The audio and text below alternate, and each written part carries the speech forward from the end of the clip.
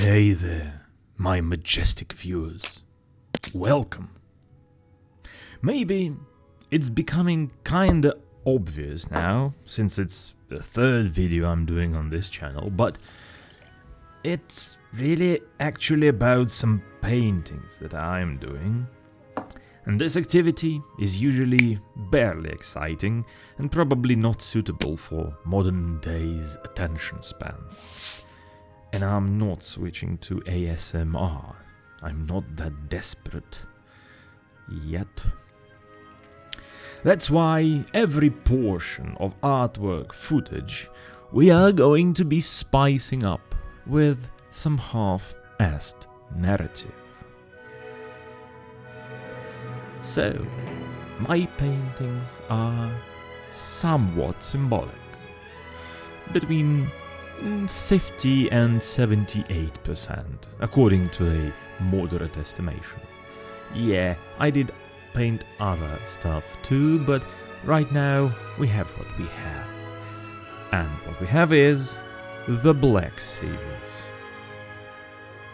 And today we are talking symbolism. Let's solve this one. Did you ever feel like you need a life to give you a sign? Ever wondered what that sign might be? Well, I did when I decided to make moderately entertaining videos on YouTube. And what do you know? While doing research for this video, I got all the signs. Literally every internationally established sign possible.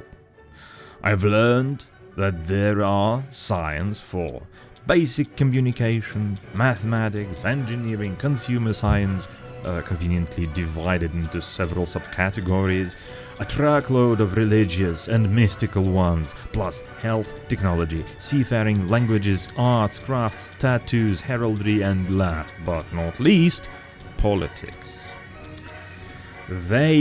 Signs, are everywhere. They are everything, and there is at least a dozen international institutions that may convert a simple doodle into a mandatory, globally recognized pictogram.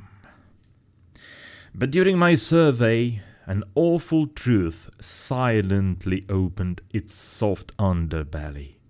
Sadly, there is no actual system to it. No beautiful classification to cover all of them. It's all quite ad hoc. For example, the last additions to the planetary symbols were made by Dennis M. Moskowitz, and M stands for Morris apparently, a programmer/hacker from Massachusetts who just went on and just designed symbols for the trans-Neptunian objects in our neat little galaxy. And then, by an application of a certain Kirk Miller, who is afraid that robots will scan his private email, Dennis's work got immortalized into the Unicode block named Alchemical Symbols, then to be used by two quite pleased entities, and one would be NASA, and the other one, all the astrology boffins around the globe. To me, this is so beautiful and so chaotic that I had to intervene.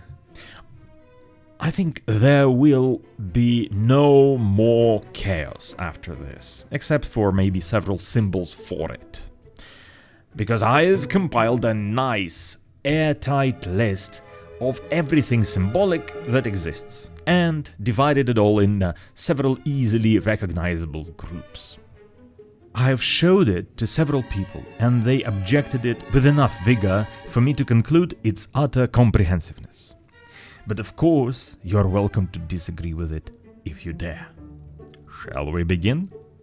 First, we have what I call the symbols of name. Well, those are simple enough. They just mark the obvious.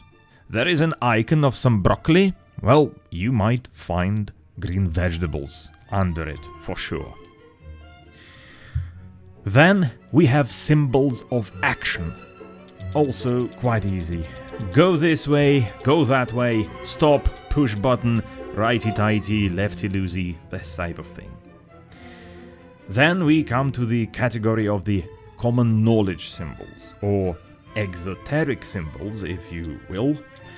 Basically, they mean something they don't depict.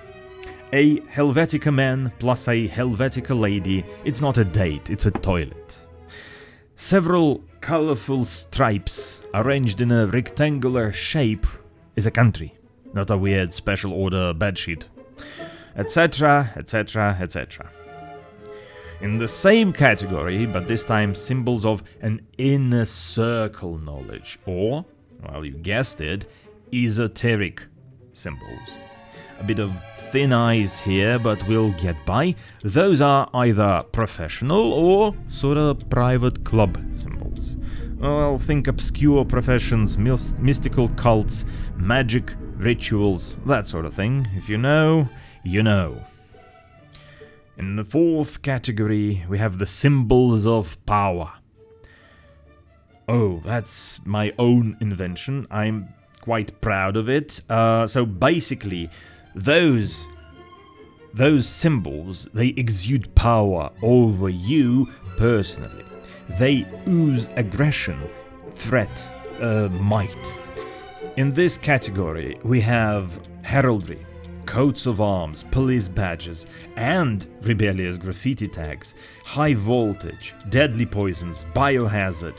All of them want you either to obey or disobey at peril. Well, and finally, personal symbols. The meat and potatoes for artists, so to speak.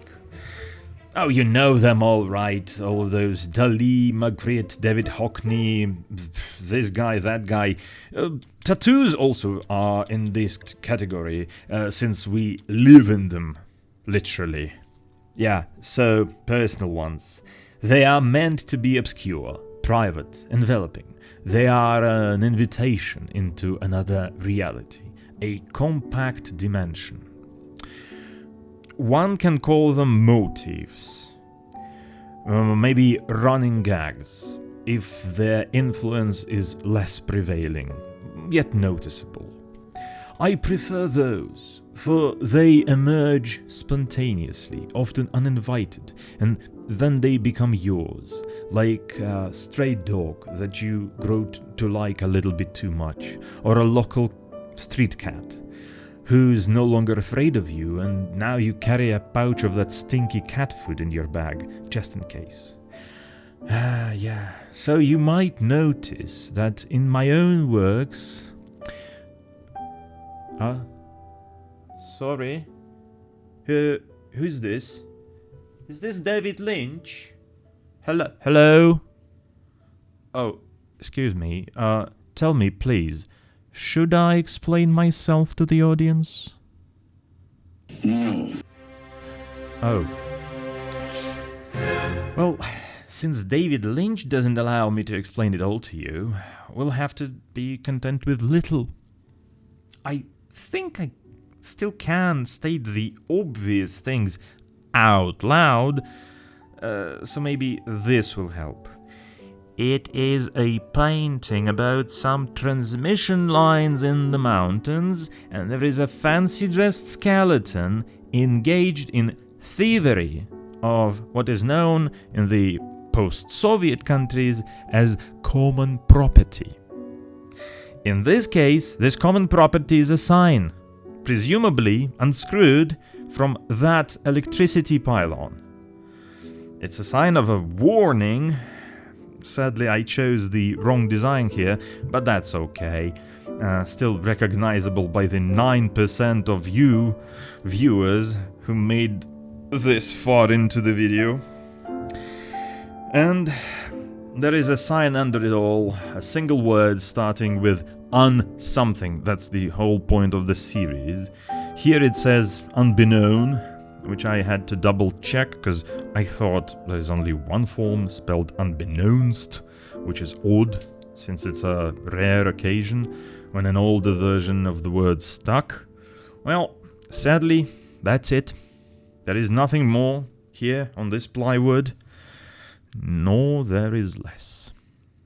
Hope you got it all. Thanks for watching. Ciao. Doo-doo. Hi, Mom.